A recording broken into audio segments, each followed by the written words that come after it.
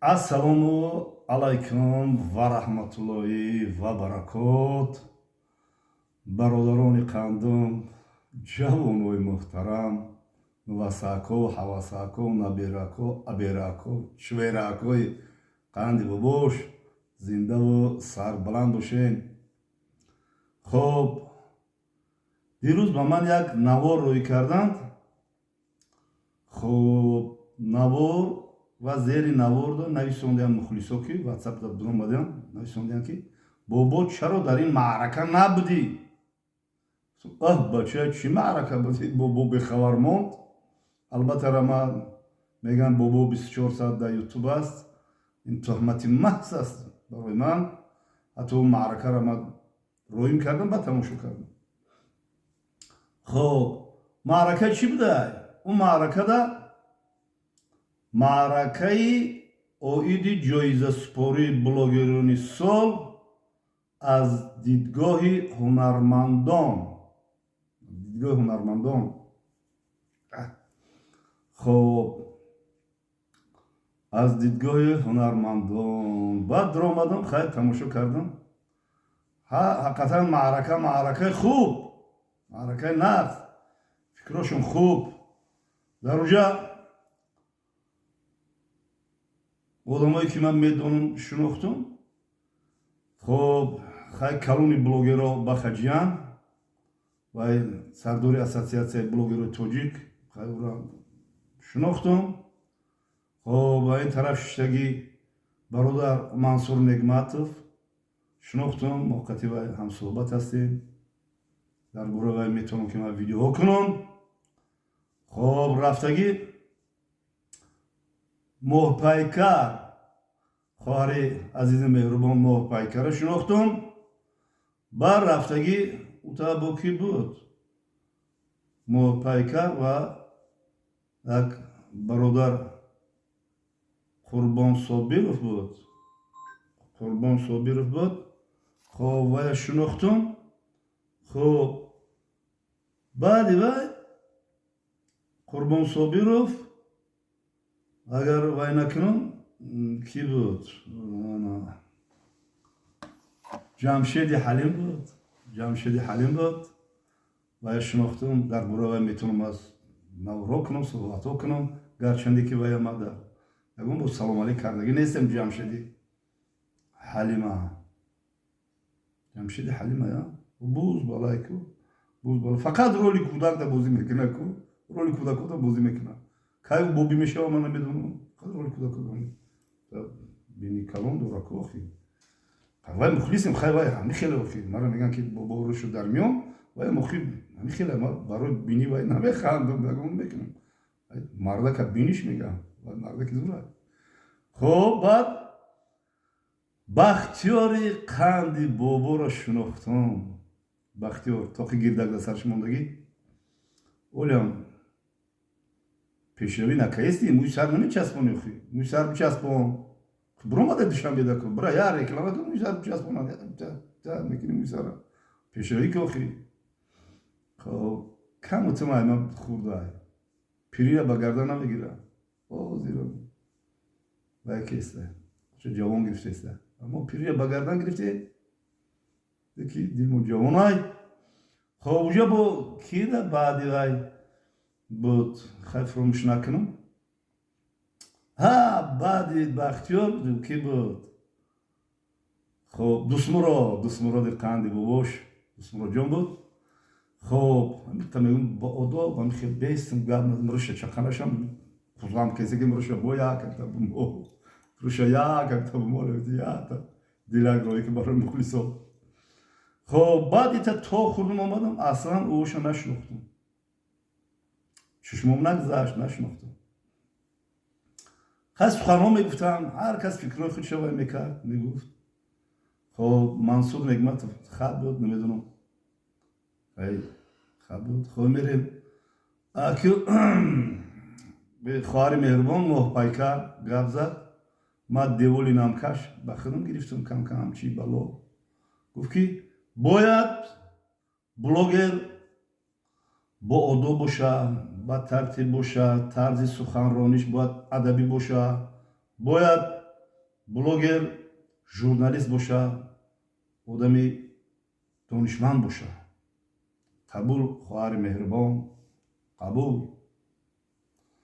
ма на донишмандум, на журналистум, ба фикрам на ба одобум чӣ бало, беодобам ҳастам чӣ бало. Дар назартон метавонам бисёр бачаи мардаки боодоб ҳастам, гарчанде ки дар ютуб шантаж монтаж мекунам.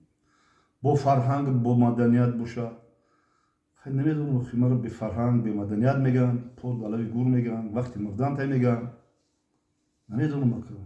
хоҳари меҳрубон, ман чӣ хеле ҳастам, ҳамин хеле ҳастам ака.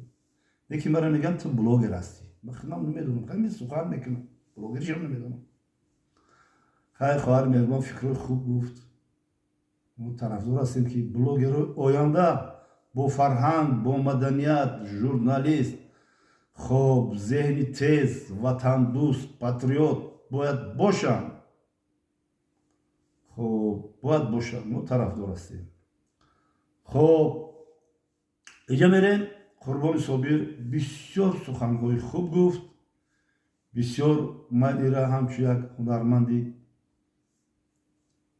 ҳунарманди ки камай хел беназирай дар Тоҷикистон мешиносумаш ва инра ҳурмати эҳтиром мекунам. ва дар аз айёми хурдӣ ки вай хеле ҷавон буд, дар ин ҷода ҳастай, мо тамошош мекунем. мо мисол наворҳоиро тамошо мекунем, панду насиҳатҳоиро гӯш мекунем.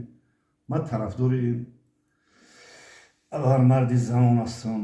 аҳсан ҳар кас мисол ба ин уровни расида наметавонад.